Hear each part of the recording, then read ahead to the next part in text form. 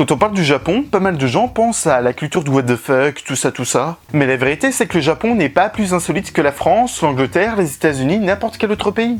Mais par contre, il y a clairement des éléments insolites au Japon qu'on ne trouve nulle part ailleurs. Et parmi ces éléments, il existe certains lieux dont vous ne soupçonnez peut-être pas l'existence. Je profite donc de cette période de vacances d'été pour vous proposer 6 destinations insolites du Japon.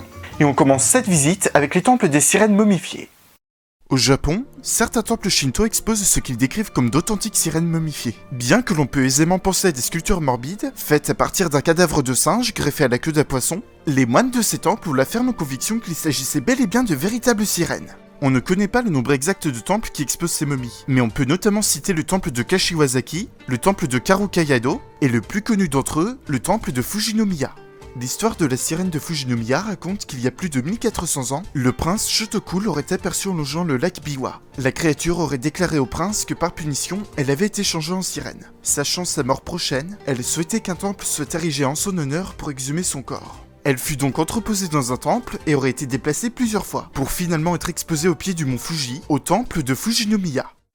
Seconde destination, l'hôtel Godzilla.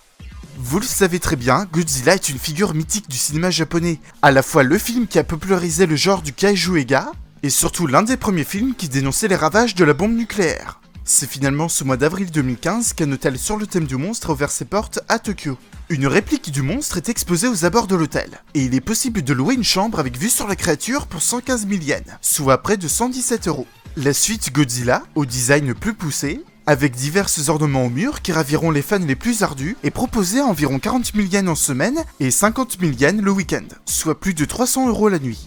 Sur place, vous pourrez déguster diverses collations sur le thème des kaiju eiga, et vous pourrez notamment visiter un petit musée sur le thème des différents films de Godzilla, et des différents kaiju qu'il a rencontrés au fil de ses aventures. On y trouve notamment la réplique de l'arme chimique du Dr Serizawa, utilisée dans le premier film pour vaincre la créature. Bref, si vous voulez passer une nuit mémorable à Tokyo, vous serez servi. Troisième destination, le Super Kamiokande.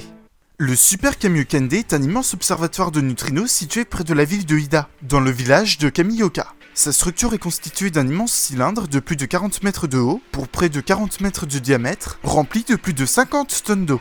Son nom lui vient du village où il a été bâti, ainsi que du terme NDE, l'acrostiche de Nucleon Decay Experiment, ou dans la langue de Molière, expérience de détection du neutrino. Quand il n'est pas utilisé pour une expérience, il est récemment possible sur demande de visiter en barque l'intérieur du Super Kamiokande, une visite poétique qui vaut vraiment le détour.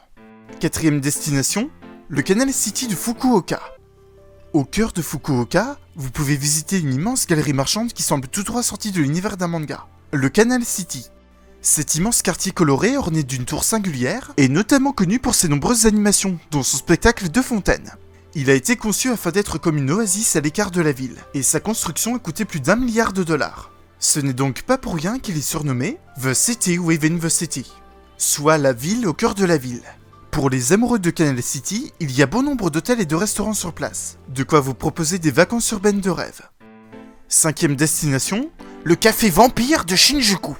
Si vous avez l'habitude de voyager au Japon, vous n'êtes pas sans savoir qu'il existe un nombre incalculable de cafés à thème. On passe des fameux Maid Café, au récent café spatial de Star Village, ou encore au café Final Fantasy, où les collations et les décors rendent parfaitement hommage à la série. Et le cas qui nous intéresse aujourd'hui, le café vampire de Shinjuku. Dans une ambiance très sombre sur fond de musique classique, vous serez accueillis par des serveurs en tenue de vampire, qui vous convieront dans un cadre très atypique avec rideaux rouges, bougies, faible éclairage, et images de globules rouges au sol. De quoi vous faire passer une soirée dont vous vous souviendrez pour le meilleur ou pour le pire.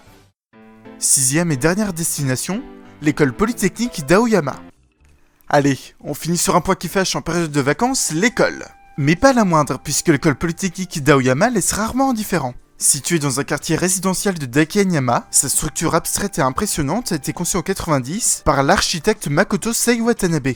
Le bougre est connu au Japon pour son travail sur de nombreuses architectures, futuristes et singulières, comme celle du Kei Museum, ou encore la station de métro d'Itabashi. Rien que pour sa structure, les étudiants d'Aoyama sont de sacrés vénards. Voilà, j'espère que ce petit tour d'horizon vous aura plu. Je vous donne rendez-vous très prochainement pour une nouvelle vidéo. En attendant, je vous souhaite d'excellentes vacances, et à très bientôt.